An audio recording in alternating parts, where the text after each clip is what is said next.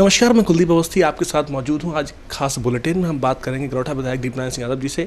किस तरह की शुरुआत रही, आज राजनीति में एक बहुत बड़ा आयाम इनको मिल चुका है, लेकिन कितना कठिन दौर इन्होंने झेला है। दीपनारायण जी, शुरुआत से बात करें तो स्टार्टिंग कैसी रही? पढ़ाई आपने कहाँ से शुरू की थी, कैसे पढ़ाई?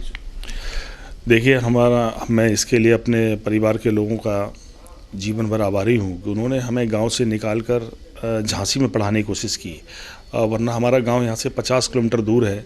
वहाँ से लाकर हम प्राइमरी एजुकेशन भी हमारी क्राइस्ट द किंग से शुरू हुई, हम तीनों भाइयों की। उसके पहले हमारे जो बड़े भाई हैं, जो सीएमओ हैं, डॉक्टर हैं, एक बड़े भाई और डॉक्टर हैं, वो सब लोग गांव के स्कूल से निकलकर उन्होंने सीपीएमटी सेलेक्ट किया। लेकिन हम लोगों की प्राइमरी एजुकेशन भी झांसी में मिली हमको, और उसकी वजह से क्या हुआ कि प्राइमरी एजुकेशन की जो नींव थी वो मजबूत होने की वजह से फिर आगे पढ़ाई में आसानी रही। और फिर इत्तेफाकन ये हुआ कि हम लोग फिर उसके बाद हाई स्कूल हमारा फिर बीआईसी से हुआ, इंटर भी हमने बीआईसी स्कूल से किया। इसके बाद फिर हम पॉलिटेक्निक में सिलेक्शन हो गया, तो फिर सिविल इंजीनियरिंग डिप्लोमा किया, और डिप्लोमा करने के बाद फिर बीकेडी पहुंच गए। और बीकेडी से फिर एक नया दौर शुरू हुआ, पॉलिटिकल दौर जिसको बोलते हैं, कि छात्र संघ के राजनीति में हम लोग इन्वॉल्व हो गए। और साथियों ने, सारे लोगों ने, एक ऐसा अवसर आया जिस समय छात्र संघ का चुनाव होने जा रहा था, तो साथियों ने हमें प्रत्याशी बनाने की कोशिश की। प्रत्याशी बनाया, और उसकी वजह ये बनी कि उस पर एक सौभाग्य मिल गया कि पहली बार में ही मैं छात्र संघ का अध्यक्ष बन गया। और ये बताइए आप पहले कि एनएसयूआई से टिकट लिया था आपने, कैसे लिया? तो उस वक्त आपके सामने सोम त्रिपाठी भी थे, कैसे उनको क्रॉस किए? कई सारे लोग क्रॉस किए थे आप? देखिए, उस समय हमारी राजनीति की शुरुआत थी, और शुरू में हम लोग कांग्रेस से जुड़े थे, क्योंकि हमारे परिवार के लोग, हमारे और भी जो लोग थे वो सब कांग्रेस के जुड़े होने के कारण, कांग्रेसी बैकग्राउंड की वजह से हम लोग कांग्रेस से जुड़े थे। लेकिन जब छात्र संघ का चुनाव आया तो उस समय हमारा भाई सुधांशु त्रिपाठी जी उस समय एक्टिव पॉलिटिक्स में थे, तो उन्होंने एक सजेशन दिया कि हम आपको टिकट एनएसयूआई से टिकट दिला देंगे। और इस तरह की वातावरण बना, और हम लोग सब लोग मिले। हमारे साथियों ने सलाह दी कि एनएसयूआई से टिकट लेने से हम लोगों को बेनिफिट है, तो हम एनएसयूआई से हम लोगों ने आवेदन किया, और ये सौभाग्य मिला कि उससे हमें टिकट मिल गया। और लेकिन एक चीज़ और भी जुड़ी साथ में, फिर भी समाजवादी पार्टी ने, उस समय समाजवादी जनता दल था, तो समाजवादी जनता पार्टी ने प्रत्याशी पहले नहीं खड़ा किया, किसी को खड़ा नहीं किया हमारे समर्थन में, बल्कि सपोर्ट करने की बात कही। लेकिन लड़े हम, सच है कि एनएसयूआई की टिकट से छात्र संघ का चुनाव लड़े थे, और हमारे सभी साथियों ने और सहयोगियों ने मदद की। और ये सौभाग्य मिला कि हम सबसे कम उम्र के छात्र संघ के अध्यक्ष बनने का अवसर मिल गया हमको। उस समय कॉलेज की स्ट्रेंथ 25,000 थी। आज 25,000 स्ट्रेंथ इस पूरे जनपद के सारे विद्यालयों की मिलाकर नहीं है, महाविद्यालयों की नहीं है, क्योंकि बुंदेलखंड में उस समय ये एकमात्र महाविद्यालय था। 4-5 जिले के लोग यहाँ पढ़ा करते थे, बच्चे पढ़ते थे। तो ये एक मजबूत आधार मिला, जिससे हम राजनीति में आने का एक सौभाग्य मिल गया छात्र संघ अध्यक्ष बनने के कारण। बन जी, इस दरमियान बहुत सारे कठिन दौर से भी गुजरे हो आप, कई मुकदमे भी आपके खिलाफ लिखाए गए। कितनी हकीकत थी मुकदमों में, क्या व्यवहार था उस वक्त?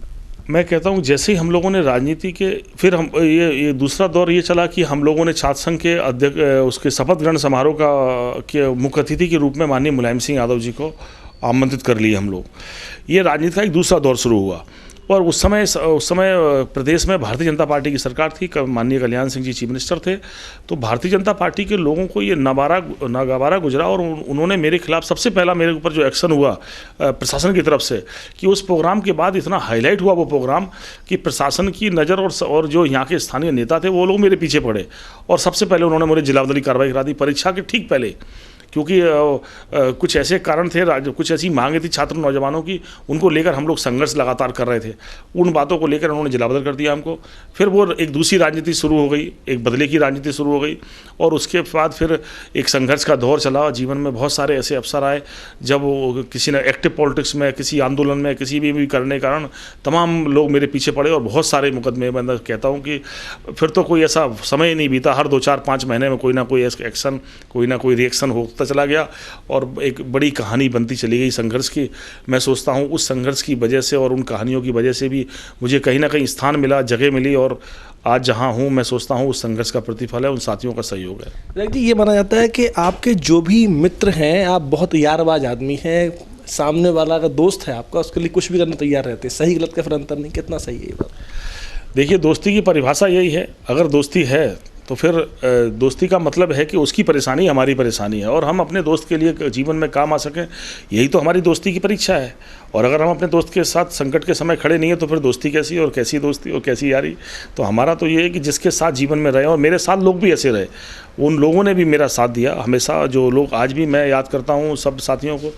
और भगवान की बड़ी कृपा है और ये बड़ा बड़ा आशीर्वाद है पूर्वजों का कि भगवान ने समय समय पर अच्छे साथी और सहयोगी दिए हैं मुझे, जिसके कारण राजनीतिक सफलताएं मिली हैं। अब सर विद्यार्थी बबीना से बहुत लगाव रहा आपका, बबीना की बहुत सारी अच्छी बेल्ट थी आपके पास में, तो सबको क्रॉस कर दिया, आप बहुत आगे चले गए। नहीं, मैं सोचता हूँ कि राजनीति में कोई किसी क्रॉस नहीं करता, बल्कि आपकी अपनी कार्य क्षमता आपको आगे बढ़ाने में सहायक सिद्ध होती है। जब आप किसी एक लक्ष्य की तरफ लगन के साथ, मेहनत के साथ, जुनून के साथ काम करते हैं तो सफलताएं आपको इसलिए मिलती हैं कि आपका जुनून उन दूसरे लोगों से ज़्यादा है। आपका मकसद, आप उसके प्रति, लक्ष्य के प्रति अपनी निष्ठा और अपनी काम करने की नियति जो बना रखी थी हम लोगों ने, जिस स्पीड से हम लोग काम कर रहे थे, मैं सोचता हूँ उसके कारण साथियों ने मुझे जगह दी और मुझे आगे बढ़ने का मौका मिला। दीपेंद्र जी, जिस वक्त गरोठा पहुँचे आप 10 साल पहले, उस वक्त क्या स्थिति थी, क्या बदलाव उसमें की और आज कहाँ पर खड़ा मानते हो अपने आप? देखिए, गरोठा विधानसभा क्षेत्र इस जनपद का सबसे पिछड़ा क्षेत्र मानते हैं हम। इसलिए मानते हैं कि हमारी एक तो जो संरचना है विधानसभा की बड़ी अजीब है। एक तरफ हम लोग भिंड बॉर्डर से जुड़े हैं, दूसरी तरफ हम हमीरपुर के बॉर्डर से जुड़े हैं। एक ऐसा अजीब क्षेत्र है वर्टिकल उसमें कि लगभग 100 किलोमीटर इसकी एरिया जो है फैला हुआ है। दूर दूर गाँव हैं, जंगल के एरिए हैं, पिछड़ा क्षेत्र है। गरोठा तहसील सबसे पिछड़ी तहसीलों में से एक है। तो मैं सोचता हूँ कि जो भी राजनीतिक कोशिश हमारे पहले लोगों ने की है, मैं उनको ख़राब नहीं मानता हूँ, लेकिन जितनी आवश्यकता थी, जिस स्पीड से उसको आगे आना चाहिए था, वो स्पीड गरोठा नहीं पकड़ पाया, क्योंकि वहाँ पर संसाधन नहीं बने, वहाँ सड़कें नहीं बनी, वहाँ के लोगों के जीवन यापन के कोई साधन नहीं बने, कोई पानी पर कोई ऐसा ज़्यादा काम नहीं हुआ। तो मैं सोचता हूँ कि जिन लोगों ने भी काम किया, फिर एक बार अवसर मिला माननीय हमारे बड़े भाई चंद्रपाल सिंह जी को, उन्होंने उस समय का उपयोग करते हुए कम समय में बहुत सारे काम करने की कोशिश की थी और उन्होंने अपनी एक विकास की एक नई छवि बनाई थी उस क्षेत्र के अंदर। लेकिन भगवान ने जब मुझे सौभाग्य दिया तो मेरे दिमाग में लक्ष्य वही थे कि उससे भी आगे मुझे जाना है। तो हम लोगों ने उनको लक्ष्य मानकर और ये आधार बनाया कि जो काम उन्होंने किए उससे भी दुगने काम हमें करना है। तो मैं माननीय मुख्यमंत्री जी का आज के इस मौके पर हृदय से अभिनंदन करता हूँ और उनके आभार व्यक्त करता हूँ कि उन्होंने मेरी छोटी छोटी मांगों को भी प्राथमिकता दी। और आज गरोठा में एक बड़ा बांध बनने जा रहा है, जो 125 साल के बाद एक बांध बनने की रूपरेखा के रूप में देखा जा रहा है, जिस बांध के बनने से गरोठा की लोगों को जीवन यापन बदलेगा, वहाँ के किसानों की स्थितियाँ बदलेंगी। एक बिजनेस जोन घोषित हुआ है, वहाँ की सड़कें देखिए आप, 146 करोड़ रुपए की सड़क एक बनाई अभी माननीय मुख्यमंत्री जी ने, जो पूंछ से लेकर मऊरानीपुर को जोड़ रही है, जो गरोठा की जीवन रेखा के रूप में सड़क थी, क्योंकि सड़कें बड़ी ख़राब थी अंदर की। और हम ये मानते हैं कि एक सड़क नहीं, बल्कि हम लोगों ने जितनी भी सड़कें, चाहे हमारे कोई भी अप्रोच रोड थी, गाँव की पहुँचाने वाली थी, मुख्य सड़कें थी, जैसे अभी एक नया स्टेट हाईवे घोषित कराया चिरगांव से लेकर गुड़सराय, गुड़सराय से गरोठा, गरोठा से हमीरपुर जोड़ने वाला, तो सड़कों पर काम हुआ। स्वास्थ्य की सेवाएं भी हम लोगों ने एक बेहतर करने के लिए तमाम मेडिकल में फैसिलिटीज़ बनाई हैं। मौट में भी CSC को PSC को CSC बदल दिया, गरोठा में भी बेड का अस्पताल बनाया, गुड़सराय में भी अस्पताल को अपग्रेड किया, समथर में अपग्रेड किया। सड़क है, स्वास्थ्य, शिक्षा के क्षेत्र में भी हम लोगों ने माननीय मुख्यमंत्री जी ने की कृपा से आज एक ITI कॉलेज गरोठा में बनने जा रहा है। अभी ITI झांसी के बाद पूरे जनपद में पिछले 50 साल की हिस्ट्री में नहीं बना। एक सरकारी ITI हमारा गरोठा में बनने जा रहा है, जो सबसे पिछड़ी तहसील थी। एक हम लोग कन्या इंटर कॉलेज बनाने जा रहे हैं, जो काम अभी झांसी में नहीं हो सका, वो काम हम लोग गरोठा में बनाने जा रहे हैं, गरोठा माननीय मुख्यमंत्री जी के आशीर्वाद से। तो इस तरह स्वास्थ्य, शिक्षा, सड़क, सिंचाई, सब पर हम लोगों ने काम किया है। और हम कहते हैं कि अभी वो काम का अंत नहीं है, बल्कि हमारी कोशिश है कि जब तक गाँव में खुशहाली नहीं आती तब तक काम की ज़रूरत है। विधायक जी, आपके साथ में हर वक्त लोग मौजूद रहते हैं अंगरक्षक के रूप में, कम से कम 10 लोग संग में लेके चलते हो आप। गाड़ी नंबर 11 होता है आपका, काली गाड़ी होती है, वाइट जो एक सी गाड़ी, इसके पीछे क्या दबंग बाहुबली लोग क्यों कहते हैं? देखिए, हम लोग गांव से निकल कर आए और हमने कहा कि जब गांव से निकलने वाले लोग आगे बढ़ते हैं तो बड़े बड़े लोगों ने इसको दूसरे रूप में लिया और हम लोगों के साथ बड़ी घटनाएं जुड़ी हैं जीवन के साथ। हमारी शादी हुई, शादी के 15 दिन के अंदर हमारे ससुर साहब की हत्या कर दी गई। अगर आप देखें, मेरे छोटे भाई की ससुराल के उनके ससुर साहब की गैंग ने हत्या कर दी। हम लोग दूसरों के लिए लड़ रहे थे, हम दूसरों के स्वाभिमान या उनके सम्मान के लिए इन अपराधियों से लड़े हैं, और जिसके कारण बड़े बड़े लोग हम लोगों के दुश्मन बन गए। और कई बार आपको पता होगा, मेरे जीवन में कई घटनाएं ऐसी हैं, सामने से आके गोली चला दी लोगों ने आके, भगवान ने बचा लिया। बहुत सारे अफसरों पर लोगों ने मारने की कोशिश की है, और मैं उस मजबूरी की वजह से हम लोगों के साथ वो हमारे साथी, हमारे रिश्तेदार, संबंधी लोग साथ में रहने की कोशिश करते हैं कि कभी कोई जैसा खतरा ना हो जाए, कोई किसी रूप में जान ना चली जाए। लेकिन हमने कहा कि हमारा और कोई वजह नहीं है, बल्कि वजह है कि जो राजनीतिक विरोधी हैं, जिनका स्तर बहुत गिरा हुआ है, जो मारने की कोशिश करते हैं, उसकी सुरक्षा के रूप में आज तो पुलिस सुरक्षा के रूप में माननीय मुख्यमंत्री जी ने हमको 22 श्रेणी सुरक्षा दी है, जो प्रदेश में कम लोगों के पास है। और ये सुरक्षा सहज आसानी से नहीं मिलती, बल्कि उसके पीछे एक पूरा रिपोर्ट तैयार होती है, पूरी रिपोर्ट सर्वे हुआ है, और सारी चीज़ों के जब संज्ञान लेती है शासन, तब जाके कोई सुरक्षा प्रदान करती है सरकार किसी को। तो मैं सोचता हूँ कि जो राजनीतिक विरोधी दुश्मन हैं, जो लोग ये कोशिश करते हैं कि हमारे राजनीतिक प्रभाव डरे हुए हैं, जिनके पास हमारा कोई विकल्प नहीं है, वो नुकसान करना चाहते हैं, इसके लिए सुरक्षा है। आपको दीपनारायण, दीपक, दद्दा क्या अच्छा लगता है सुनने में? देखिए, हमारे घर में बड़ी अजीब स्थिति है। हम लोगों के साथ क्या जुड़ा है, दद्दा हमारा शब्द ये नया नहीं है, बल्कि दद्दा हमें बचपन से लोग, हमसे छोटे हमसे दद्दा बोल रहे थे, हमसे बड़े जो भाई थे उनको दादू बोलते थे, और बड़े वाले दादू बोलते थे, उनसे बड़े वाले को भी किसी नाम से पुकारते थे हम लोग। तो हमारे घर में ये सब, ये हमारे जो हमारे ताऊ थे, उन्होंने नाम रखे थे। एक गाँव में परिवार में एक सम्मान का भाव बना रहे, छोटे अपने से बड़े को।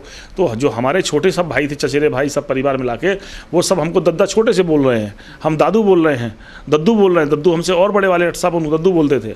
तो घर में ये नाम हमारे बचपन के, घर के हमारे परिवार के लोगों ने हमें दिए हैं। ये नाम हमें जनता ने नहीं दिया, ये नाम हमें घर से मिला अपने, और मैं सोचता हूँ कि जो नाम उन्होंने दिया है वो नाम मेरे लिए सम्माननीय है। दीपन जी, शुरुआत से क्या बनना चाहते थे, क्या विज़न था? आप राजनीति में आ गए, पॉलिटिकल नहीं होते तो आज कहाँ क्या महसूस कर रहे थे अपने आप? देखिए, राजनीति के लिए तो मैंने कभी सोचा नहीं था कि हम लोग इस मुकाम तक आएंगे, सच बात है। हम लोग तो ये सोचा करते थे कि जब डिप्लोमा कर रहे थे तो सोचते थे कि एक अच्छे डिप्लोमा करने के बाद इंजीनियर बनेंगे। फिर जब आगे पढ़ रहे थे तब भी कोई ना कोई मकसद था कि हम कहीं ना किसी अच्छी सेवा, हमारे जो ताऊ थे, जो हमारे ऊपर बड़ा भरोसा करते थे, हमारी एक्टिविटीज़ पर हमारे ऊपर नज़र रखते थे, वो ज्योतिष में भी बड़ा विश्वास करते थे। उन्होंने मेरी ज्योतिष को एक बचपन में कुंडली दिखाई जब मैं 3-4 साल का था, तो ज्योतिष ने कह दिया कि ये दीपक कुल दीपक है तो आपके घर का। तो फिर उन्होंने मेरे ऊपर एक तरीके से, वो मेरे ताऊ जरूर थे, लेकिन बेटे से भी अधिक मुझसे प्यार करते थे, और वो मेरे ऊपर नज़र रखते थे कि चीज़ पर, हमारी एक्टिविटीज़ पर, हमारे उस पर, और उन्हें बड़ा कॉन्फिडेंस था कि ये आगे जाकर कुलदीपक बनेगा, हमारे घर की पहचान इससे बनेगी। तो मैं सोचता हूँ कि जो लक्ष्य था वो IAS बनाना चाहते थे मुझको, इसलिए पढ़ाई पर उन्होंने बहुत गौर किया। मेरे एक्स्ट्रा ट्यूशन लगाए गए, मुझे पढ़ाई के साथ साधन दिए गए। छोटी सी हाई स्कूल में मुझे स्कूटर दे दी गई, मैं इंटर में पढ़ा, मेरा बुलेट थी, तो उन्होंने मुझे सब सुविधाएँ भी दी, ये सोचकर कि तुम्हारा दिल दिमाग अच्छा रहे, बल्कि तुम पढ़ाई की तरफ पूरी तरह अट्रैक्ट रहो। जी, खेल से और फिटनेस से बहुत लगाव है आपको। शुरुआत में जब आप थे इंटर में, उस वक्त आप 12-12 ओवर के मैच भी खेलने चले जाया करते थे, कैसे? ये सही है, खेल हमारे जीवन से जुड़ा रहा। और अजीब एक बात और भी है कि हम लोगों ने बहुत सारे, एक तो हम जहाँ रहते थे वहाँ एक बड़ा मैदान था, क्रिकेट में भी हमारी रुचि थी, फुटबॉल में भी हम खेले, हॉकी भी हम खेले, मतलब बहुत सारे स्पोर्ट्स से जुड़े रहे। क्रिकेट में हमारा बहुत, बॉक्सिंग भी हमने बहुत की, हमने इंटर में बॉक्सिंग चैंपियनशिप में भी हम लड़े। तो उसके साथ हमें इन सब खेलों से हमारा लगाव होने के कारण आज भी हमारी जो अंतरात्मा है, हम अभी भी खेलने की कोशिश करते हैं। और ये इत्तेफाक रहा कि अभी जब राजनीति में भी आए तो माननीय मुख्यमंत्री जी खुद एक अच्छे खिलाड़ी भी हैं, शानदार, वो स्पोर्ट्समैन शानदार, वो अच्छे बैडमिंटन खिलाड़ी हैं, अच्छे क्रिकेटर हैं, अच्छे फुटबॉलर हैं, वो शानदार फुटबॉल भी खेलते हैं। तो ये भी इत्तेफाक बनता गया कि जीवन के साथ जब कड़ियाँ जुड़ती गई, पॉलिटिक्स में भी आए तो वहाँ भी खेल जुड़ा मिला। और मुझे CM11 से भी पिछले 4 साल से मैच खेल रहा हूँ, और मुझे हर बार टीम का हिस्सा बनाने का, मुझे उस टीम का हिस्सा बनने का सौभाग्य मिला। और मैं सोचता हूँ कि इसकी वजह से खेल से, आज भी हम खेल से जुड़े हैं, अभी भी हम लोग जिम जाते हैं, आज भी हम लोग बॉक्सिंग कर रहे हैं, आज भी हम क्रिकेट खेलने की कोशिश करते हैं। आज भी हमें सोचता हूँ कि खेल आदमी का स्वाभिमान जिंदा रखता है, स्वस्थ रहता ही है आदमी इस खेलने से। जी, आज की वक्त में दिनचर्या क्या है? सुबह से वैसे बहुत बिजी शेड्यूल, फिर भी दिनचर्या है क्या, और खाने में क्या पसंद है आपको? देखिए, बिल्कुल, अब हमारा जो आज का लाइफ स्टाइल है वो है, सबसे पहले सुबह उठकर हम 7 साढ़े 7 पर जिम पहुंच जाते हैं। उस जिम में हम करीब 9 बजे तक रहते हैं, 8:30-9 हमारा टाइम है। उसके बाद आके सीधे अपना जो थोड़ा सा और भी काम है वो सबको देखते हैं। 10 बजे 10:30 तक तैयार होकर हम लोगों से मिलने की कोशिश करते हैं। पॉलिटिकल काम भी करते हैं, और भी हमारा जो काम है उसको भी हम लोग अपने वाच करते हैं। लेकिन हमारा जीवन चूँकि राजनीति से जुड़ा है, इसलिए हमारा और मिलने का टाइम टेबल तो रात के 12 बजे तक है। फिर हमारा जो कर्तव्य और काम है कि जिन लोगों ने हमें यहाँ तक भेजा है उनकी बात सुनना, उनके प्रति उनके कामों को करना, और उनकी जो हमारी जिम्मेदारियाँ उसको निभाने की पूरी कोशिश करते हैं। और सादा जीवन है हमारा, सादा खान पीन है हमारे घर में है। तो हमारी पत्नी बहुत पूजा पाठ में विश्वास करती हैं और हमारे घर में तो बिल्कुल सादा शुद्ध खाना वैसा बनता है। कभी हमारे घर में नॉनवेज भी नहीं बना आज तक। तो इस तरह का हमारा बिल्कुल सादगी भरा एक परिवार है और उस सादगी के साथ हम लोग जीते हैं। विधायक जी, अब तक जिस हिसाब से आपका बिजी शेड्यूल हिसाब से घर को कितना वक्त दे पाए, घर संग में न्याय कर पाए, मानते हैं बच्चों को पर्याप्त वक्त दिया आपने? ये सच बात है कि अब हम आज आकर यहाँ सोचते हैं कि हम लोगों को इंसाफ दिलाते दिलाते घर वालों को इंसाफ देने में नाकामयाब हुए हैं। मैं आज भी कोशिश करता हूँ, अब मैं ज़रूर ये कोशिश करता हूँ कि जो मेरी ड्यूटी घर के प्रति भी है उसको भी पूरा करना चाहिए और मैं उस ड्यूटी पर भी खरा उतरने की कोशिश कर रहा हूँ। लेकिन ये सच है कि लोगों के साथ रहते रहते, लोगों के बीच में जीते जीते हम लोग बहुत आगे निकले और ये सोचते हैं कि अधिकांश समय लोगों को दे दें। कहीं ना कहीं घर वाले, हमारे बच्चे, हमारे बेटा, हमारी पत्नी इस बात को महसूस करती हैं कि हमारे पास समय कम बचा है। लेकिन मैं कोशिश करता हूँ कि अब उनकी इस शिकायत को भी दूर करूँ। आगे जीवन में कोशिश करूँगा कि अपने कामों से वो समय निकालूंगा, घर परिवार के प्रति भी जिम्मेदारी निभाने की कोशिश करूँगा। जी, कोई निर्णय गलत लिया है जिसका मलाल है आपको अब तक इस पूरे कार्यकाल में, राजनीतिक के करियर में? कोई निर्णय गलत ले लिया था, इसका तो कोई मलाल है कोई? देखिए, फैसले तो जीवन में बहुत से ठीक और गलत होते रहे हैं, लेकिन ऐसा कोई फैसला हम सोचते हैं कि नहीं जीवन में हुआ कि जिसका कोई मलाल हो। हम लोग राजनीति से जुड़े, हम सोचते हैं कि जो ठीक हुआ वो बेहतर था, जो नहीं हो सका उसके लिए हमारी कोशिश ठीक नहीं थी। 90 और 95 के बीच में, 97 के बीच में बड़ा संघर्ष बीता है जीवन में आपकी। कई सारी जेल यात्राएं भी, बड़ा नुकसान लोगों ने किया, प्रयास पूरा किया मिटाने का। उस वक्त कैसे अपने आप को एकजुट रख पाए, कैसे लोगों ने आपको सहयोग किया और कैसे फेस किया उस पूरे प्रकरण को? ये सही आपको याद है, हम लोग 97 में एक घटना हुई पहले लखनऊ में, जिसमें टांडाबंदियों की रिहाई का एक आंदोलन था। उस आंदोलन के दौरान लखनऊ में लाठीचार्ज हो गया, पुलिस के साथ बहुत ज़बरदस्त संघर्ष हो गया। हमारे कुछ साथियों ने किसी गाड़ी में जो भीड़ थी उसमें किसी ने आईजी गाड़ी में आग लगा दी और बड़ा बवाल हो गया। उसमें हम लोगों को बहुत लाठीचार्ज झेलना पड़ा। हमारे साथ 150 आदमी बुरी तरह गंभीर रूप से घायल हुए। लखनऊ जेल रात में रखा, रात में निकाल कर लखनऊ जेल से हमको अल्मोड़ा जेल भेज दिया गया। फिर हम लोग 1.5 महीने बाद अल्मोड़ा जेल से फिर बड़ी मुश्किल से छूटे। फिर कोर्ट ने एक फैसला लिया, क्योंकि मुकदमा, चूँकि मैं प्रदेश का अध्यक्ष था लोहिया मानी का, तो मेरी जमानत खारिज कर दी, बाकी सब लोगों की जमानत ले ली। मुझे 1 महीना और एक्स्ट्रा लखनऊ जेल में रहना पड़ा। तो इस संघर्ष का एक दौर बड़ा वैसा डरावना वाला है। जब लोगों ने लाठियाँ, बड़े लोग घायल देखे थे, लोग पड़े थे, गोलियाँ पुलिस चला रही थी, तो लोग समझे कि मारे गए हम लोग। लेकिन भगवान की बड़ी कृपा कि ऐसा कुछ नहीं हुआ, बल्कि बहुत सारे और तो सारी चीज़ें हुई। बाकी तो आप सब लोगों ने देखा है कि पुलिस किस तरह से, जिस तरह आंदोलनों में है वो करती है। तो वो तो सब चीज़ें हम लोगों की, उस भारतीय जनता पार्टी की सरकार थी और हमारे समाजवादी नेताओं में कुछ वरिष्ठ नेता भी थे, बहुत घायल हुए थे और उनके साथ हमें भी उनके साथ खड़े होने और उस संघर्ष में खड़े होने का मौका मिला। इसके लिए मैं सौभाग्यशाली मानता हूँ। हाँ, एक घटना और भी है जो 99 से जुड़ी है। 99 में जिला सहकारी बैंक का चुनाव हो रहा था और चुनाव के दौरान हम पहले से, मुझे ये भी सौभाग्य मिला, मैं 3 बार जिला सहकारी बैंक का निर्वाचित अध्यक्ष रहा हूँ और मैं अध्यक्ष होने के नाते मैं उसमें पार्टिसिपेट कर रहा था। मेरे निर्बोध हम लोग बन के आए थे। एक छोटी सी घटना मौट में उस चुनाव के दौरान घटी। उसमें माननीय मुख्यमंत्री उस समय फिर कल्याण सिंह जी थे और उन्होंने इतनी ज़बरदस्त कार्रवाइयाँ की, मेरे ऊपर इनाम घोषित कर दिया। मैं चेयरमैन था ऑलरेडी उस समय भी बैंक का, लेकिन इनाम घोषित किया। मारने की पुलिस ने पूरी कोशिश की और 15,000 रुपये तक का इनाम घोषित कर दिया मेरे साथ 10 आदमियों के ऊपर। और फिर उसके बाद उन्होंने अरेस्ट किया और जेल भेजा और 1 साल मुझे पूरे जेल में रखा। NSA लगाया, गैंगस्टर लगाया, एक केस में जमानत करा, दूसरा केस लगाकर पुलिस ने 1 साल डिटेन रखा। 6 महीने मुझे जेल से बाहर नहीं निकलने दिया गया। सारे कोर्ट ट्रायल मेरे जेल में होने लगे। इस तरह से डराने की कोशिश की गई, इस तरह से बर्बाद करने को मेरे घर की कुर्की की गई। सारी चीज़ों को अगर आप देखें, कुर्की को देखेंगे, उसकी फ़ोटोज़ देखेंगे, लोगों ने 5,000 लोग देख रहे हैं, पूरी पब्लिक देख रही है। पुलिस पूरा सामान बाहर फेंक रही है, कुचल के पूरा सारा सामान बर्बाद कर दिया गया। मेरा सारे गाड़ी घोड़े जो कुछ था, संपत्ति, घर मकान सब जब्त कर लिए थे। गांव का मकान सीज कर दिया जो पिताजी का था, घर के सारे संपत्ति कुर्क कर ली, खेतों को कुर्क कर लिया था और पिछले उस 1 साल के अंदर पूरे परिवार को तबाह कर दिया था। लेकिन हम कहते हैं कि जब भगवान मददगार हो, जब इरादे नेक हों, तो ईश्वर कोई ना कोई रास्ता निकालता है। 1 साल के बाद हम रिहा हुए, छूटे जेल से और धीमे धीमे न्यायालय से हमें न्याय मिला और धीमे धीमे से हमारी संपत्तियाँ 3 साल बाद तक कुछ घर मकान जब कोर्ट ने रिलीज़ किए, बाद में हमें बाइज्जत बरी किया गया कोर्ट से। सुप्रीम कोर्ट तक सरकार लड़ने गई, सुप्रीम कोर्ट ने भी कहा कि गलत कार्रवाई की गई और मुझे न्याय मिला। और मैं भगवान की दया से, जिन्होंने कार्रवाई की थी वो समाप्त हो गए, जो कराने वाले थे वो नहीं है आज। और भगवान की दया से मैं आज कहीं ना कहीं खड़ा हूँ। मैं सोचता हूँ कि अच्छे इरादे रखने वाले व्यक्ति के साथ ईश्वर मत करता है, प्रकृति मत करती है, और जो नुकसान करने की कोशिश करता है वो खुद नुकसान में चला जाता है कहीं ना कहीं। जी, इस सरकार में मंत्री बनते बनते आप रह गए, कुछ और अच्छा कर पाते मंत्री बनने के बाद, या आप भी कर पा रहे हैं? देखिए, मंत्री बनाने का जो फैसला है वो प्रदेश की सरकार में माननीय मुख्यमंत्री जी करते हैं। हमारे पार्टी के वरिष्ठ नेता लोग निर्णय लेते हैं। मैं सोचता हूं कि ये निर्णय उनका है, वो किसको मंत्रिमंडल रखना चाहते हैं, किसको ये जिम्मेदारी देना चाहते हैं। मैं सोचता हूं कि उससे बड़ा एक काम, जहाँ तक मेरा सवाल है, हम मंत्री पद की लड़ाई में कभी नहीं थे, क्योंकि मैं सोचता हूं कि अभी जो हमारी स्पीड है वो धीमे धीमे सब चीज़ें, राजनीति में धीमे धीमे सब कुछ चलना चाहिए, लोगों को भी एडजस्टमेंट होता चले, हम भी अपने कामों से लोगों के दिल और दिमाग में जगह बनाएं। तो मैं सोचता हूँ कि उससे बड़ा सौभाग्य मेरे लिए ये है कि भले ही हम मंत्री ना बने हों, लेकिन माननीय मुख्यमंत्री जी ने हमेशा अपनी कृपा रखी, और उस कृपा का प्रतिफल है कि जो काम बड़े बड़े मिनिस्टर, बड़े बड़े एमएलए, बड़े बड़े पॉलिटिकल लोग अपने क्षेत्रों में नहीं करा पाए, उससे 10 गुना काम मैं कह सकता हूँ दावे के साथ कि मैं गरोठा विधानसभा क्षेत्र के लिए उनसे पैसा लेकर आया हूँ, और उन्होंने मुझे पूरा आशीर्वाद दिया, सहयोग किया।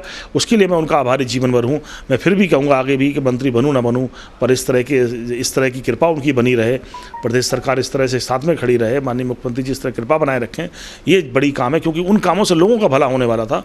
मंत्री पद से मेरा थोड़ा बहुत सम्मान और बढ़ जाता, लेकिन सबसे बड़े काम है कि लोगों के हम कितने काम आ सकते थे, और लोगों के काम आने वाला का जो कदम थे वो उन पर माननीय मुख्यमंत्री जी ने हमारे क्षेत्र को विशेष तरजीह दी, और बहुत सारे काम ऐसे किए हैं जो पिछले 50 साल में नहीं हो सके। गुस्सा बहुत तेज आता है आपको जब भी आता है, आप लेकिन दोस्तों के कहने पे आप काफ़ी हद तक मान भी गए हैं, आप तब सुनते किसकी है जब गुस्सा बहुत तेज आता है, और क्यों आता है? देखिए, व्यक्ति के अंदर एक साधुत्व भी होना चाहिए और एक स्वभाव क्रोधी भी होना चाहिए। अब हम इसलिए ये बात बोलते हैं कि व्यक्ति को जब कोई आदमी सज्जन है, सामने खड़ा है, तो साधु हो जाना चाहिए, साधुत्व की ज़रूरत है। लेकिन हम एक सैनिक की जिम्मेदारी निभा रहे हो, जब कोई दुष्टता दिखा रहा हो, अब सैनिक से हम कहें कि तुम साधु हो जाओ, अगर सैनिक साधु हो जाएगा तो रक्षा कौन करेगा? अगर समाज में कोई दुष्टता दिखा रहा है, उस समय हम कहते हैं कि उस समय साधु नहीं होना चाहिए, उस समय हमारे अंदर एक जुनून होना चाहिए कि उसको हम रोकेंगे, उसके खिलाफ हम लड़ेंगे, और उस लड़ाई को अगर कोई खराब मानता है तो मानता रहे, लेकिन ये जुनून नहीं। हम तो मैं चाहता हूँ हर व्यक्ति के अंदर ये जुनून होना चाहिए कि जब कोई सज्जन है उसके लिए सज्जन बन जाओ, और जब कोई दुष्टता दिखाए उसके लिए तो उसको रोकना पड़ेगा, उसके लिए कठोर बनना पड़ेगा। और कठोरता अगर मेरी गुस्सा का कारण है, और ये कठोर होना और ये गुस्सा आना मेरे लिए लोग खराब मानते हैं, तो मैं कहता हूँ कि गरीबों को बचाने के लिए तो गुस्सा जिंदा रखना पड़ेगा, देश को जरूरत पड़े तो गुस्सा अपने अंदर बनाए रखना, जब जरूरत लगे लोगों को जरूरत तो साधु बन जाना, और जब जरूरत पड़े देश को तो सैनिक बन जाना। ये जीवन के अंदर जुड़ा होना चाहिए। जब तक जिंदा रहेंगे ये स्वभाव को जिंदा रखेंगे अपने अंदर। आप पे ये भी आम जनता का मानना ये है कि खनन का आप पे बड़ा आरोप है, और करीब 50 लाख रुपए पर डे आप मशीन से गिनवाते हैं। ये सबसे झूठा आरोप है। पहली बात तो ये बताएं आपको, हम एक ऑनेस्टी से हमने कोई बात कभी जीवन में झूठ नहीं बोलने की कोशिश की है। हमारे पास इस जनपद में पट्टा है हमारी पत्नी के नाम 325 एकड़ का, और आप जाके कभी विभाग में जानकारी करें कि हमारे पट्टे के रहते हमने कितना राजस्व जमा किया है, कितना सेल टैक्स जमा किया है, कितना इनकम टैक्स जमा किया है। उसके बाद अगर ये सवाल करेंगे तो आप भी पाएंगे पिछले 25 साल में जितने लोगों ने खनन का काम किया वो सब बेईमानी और चोरी कर रहे थे। हम लोगों ने पहले दिन से कोशिश की, चूँकि मेरी पत्नी के नाम पट्टा था, कि 1 रुपये के गलत काम नहीं करेंगे, हम जो काम करेंगे कानून के तहत करेंगे, क्योंकि आने वाले समय पर तमाम सरकारें आती हैं और उसकी तमाम जाँचें होती हैं। हम लोगों ने पूरी ऑनेस्टी के साथ काम किया। और जो जहाँ तक सवाल भाई क्या होता कि एक मूर्ख आदमी कल्पना करता कुछ और फिर समझदार आदमी कुछ और बोलता है, फिर मूर्ख रूप से 100 गुनी बोलता है ना, कि एक आदमी की 1 गुनी और मूर्ख की 100 गुनी। जो कहानियां बना कर लोग सोचते हैं खनन के विषय में, या किसी रूप में भी, खनन एक व्यवसाय है गवर्नमेंट का, जो 1000 करोड़ रुपए तक का व्यवसाय पूरे प्रदेश की किसी सरकार को देता है। देश की सरकार को भी हजारों करोड़ रुपए किसी न किसी खनिज संपदा से मिलते हैं। वो एक बिजनेस है। आज वो बिजनेस पिछले सालों में हम लोगों को मौका इसलिए मिला कि हमारे पास पट्टा था, हाईकोर्ट ने मुझे पट्टा दिया, गवर्नमेंट ने उसको अप्रूव किया, और मैंने राजस्व करोड़ों के रूप में जमा किया है विभाग के अंदर। मैं तो इसीलिए कहना चाहता हूं कि जिन विचारों को पता नहीं है इसके विषय में, उनको सबसे पहले खनिज विभाग से पता लगाना चाहिए पिछले 5 साल में उसी पट्टे पर कितनी रॉयल्टी जमा हुई, कितनी धनराशि लोगों ने जमा की, और जब से मेरी पत्नी के नाम ये पट्टा हुआ तब से मैंने कितना पैसा जमा किया। अगर जब ये पता लगाएंगे तब आप पाएंगे कि हम ईमानदारी से काम कर रहे थे, पिछले लोग बेईमानी कर रहे थे उसमें। विधायक जी, फिल्मों का शौक़ रहा शुरुआत से, और कौन सा हीरो पसंद है आपको? जीवन में पिक्चर, मैं सोचता हूँ कि जब एक उम्र होती है, अब तो बहुत सालों से पिक्चर नहीं देखी है, लेकिन निश्चित तौर पर हम पिक्चर तो जब छोटे थे या जब संभल रहे थे, ज़िंदगी को संभालने की कोशिश कर रहे थे, सब एक नौजवान के अंदर एक पिक्चर देखने की ललक होती है। मैं भी मेरा इंटरेस्ट है फिल्म के ऊपर, मैं थोड़े बहुत इन सब चीज़ों में इंटरेस्ट रखता भी हूँ, क्योंकि पिक्चर भी कुछ ना कुछ सिखाती है। हर पिक्चर में कुछ चीज़ें ऐसी मिल जाती हैं जो आपके लिए जीवन के लिए विशेष बन जाती। और कुछ ना कुछ शिक्षाप्रद भी है उसमें। बहुत सारी चीज़ें मनोरंजन की भी हैं, गलत भी हैं, लेकिन कुछ सारी चीज़ें सीखने लायक भी होती हैं। तो मैं सोचता हूँ कि हाँ, मेरा हिस्सा, मैं पिक्चरों को देखने का शौकीन भी रहा हूँ, देखा भी है मैंने, बहुत पिक्चरें देखी हैं। कभी कभी बचपन में तो एक दिन में 2-2 शो भी देखे हैं कभी, लेकिन आज पिक्चर बहुत सालों से नहीं देखी है, सच है, क्योंकि समय नहीं बचा पिक्चर देखने के लिए। फिर भी मैं अमिताभ बच्चन को अपना आदर्श मानता हूँ। वो लगता है कि उनके अंदर भगवान ने एक अलग अजीब प्रतिभा दी है। एक आज भी इस उम्र में भी वो हीरो है, और उनकी आवाज़ अपने आप में पूरे देश और दुनिया में अलग है। उसके चाहने वाले, मैं तो कहता हूँ कि अगर चाहने वालों की संख्या में दुनिया में किसी को देखा जाएगा तो मेरा हीरो सबसे अधिक चाहने वाले लोगों का हीरो है। और फिर आपने टॉकीज़ को तोड़वा दी मौत की, उसके अंदर विद्यालय बनवा दिया आपने। नहीं, टॉकीज जिन लोगों ने खोली थी वो उन लोग बेचारे टॉकीज, क्या मौट कस्बे में हम लोगों ने भी कोशिश की कि वो सिनेमा जिन लोगों ने चलाने की कोशिश की थी वो सिनेमा चले, लेकिन मैं देखा कि लोग सिनेमा से अच्छा लोगों को पढ़ाई में अगर तब डाल दें, पढ़ाएं। सिनेमा एक जीवन की ज़रूरत हो सकती है, लेकिन पढ़ाई जीवन को बदल सकती है। इसलिए मैंने उसमें सिनेमा को बदल के ITI खोल दिया उसके अंदर, और सिनेमा अभी भी सारी मशीनरी लगी है उसके अंदर, लेकिन उसमें एक ITI कॉलेज चल रहा है, जिससे कि और ऐसे बच्चे निकल के आ रहे हैं उस ITI से। डॉक्टर राम मनोहर लोहिया के नाम पर हमने एक आदर्श ITI बनाने की कोशिश की, और उसके बच्चे आज जहाँ भी कहीं सिलेक्शन होता है, सबसे पहले हमारी मौट ITI का बच्चा शामिल होता है उसमें, क्योंकि वो बिल्कुल हम लोग प्रॉपर तरीके से उसको ट्रेनिंग दे रहे हैं। एक ऐसा आदमी बनाकर भेजते हैं कि जहाँ भी जगह निकलती है, आप कहीं भी कहीं कोई वैकेंसी है, अगर मौट ITI का लड़का पहुँचेगा सबसे पहले वो सेलेक्ट होगा, ये मेरा दावा है। राजनीति में विरोधी किसे मानते हैं अपना आप? राजनीति में तो चाणक्य ने कहा कोई विरोधी हो, कोई दोस्त नहीं हो सकता। समय परिस्थितियाँ मित्र बना देती हैं व्यक्ति को, और समय परिस्थितियाँ मित्र को भी दुश्मन बना देती हैं। तो मैं सोचता हूँ कि राजनीति में मित्र रहे, दुश्मन कम हो, ये मेरे जीवन की कोशिश है। मैं किसी को अपना विरोधी नहीं मानता हूँ। मैं बहुत एक सच बोल के बात कर रहा हूँ कि मेरे सामने लड़ने वाले लोगों को मैं विरोधी रूप में नहीं देता, बल्कि मैं सोचता हूँ एक चुनौती है, और ये चुनौती मुझे आज नहीं किसी न किसी रूप में किसी के साथ लड़नी है। लड़ाई किसी भी गेम की तरह एक वो है, इस तरह पॉलिटिक्स है। हम अपनी बात कह रहे हैं, हम नेता कोई बात बोल रहे हैं, हमारे नेता की अपनी आइडियोलॉजी है, हमारे नेता की अपनी एक पहचान है। माननीय मुख्यमंत्री जी, माननीय मुलायम सिंह जी, उनकी एक लोगों के प्रति अपने जीवन का एक संघर्ष की गाथा है, उनके प्रति लिए फैसले हैं। आज अखिलेश जी ने छोटी सी उम्र में बड़े फैसले लिए और बड़े बड़े नेताओं का छोटा कर दिया। तो ये मैं सोचता हूँ कि जब हमें कोई ऐसे लोगों के संगत मिल जाए, ऐसे लोगों का साथ मिल जाए, जब जिनकी प्रतिभा ना केवल कुछ लोगों के लिए बल्कि देश और समाज को नई दिशा देने लगे, और उनके करीब होने का सौभाग्य मिल जाए, ये मेरे लिए बड़ी सौभाग्य की बात है कि मैं माननीय मुख्यमंत्री जी के करीब होने का सौभाग्य मुझे मिला, और उनकी जो काम करने की क्षमता है उसने पूरे प्रदेश और देश में अपनी एक अलग जगह बनाई है। मैं दावे के साथ कह सकता हूँ कि आज जो हमारे नौजवान मुख्यमंत्री हैं वो कल देश का प्रधानमंत्री बनेगा। मैं कोई ज्योतिषाचार्य नहीं हूँ, लेकिन जिस तरह की शालीनता के साथ, जिस तरह से बिना भेदभाव काम करने की जो सोच है, जिसकी सोच बड़ी है, उसे बढ़ने से कोई दुनिया की ताकत रोक नहीं पाई है, ना रोक सकती है। मैं दावे के साथ कह सकता हूं कि आज का CM कल का PM होगा। तो आज के CM कल के PM बनेंगे। विधायक दीपनारायण जी हमसे बात कर रहे थे, बहुत वक्त लिया आपने।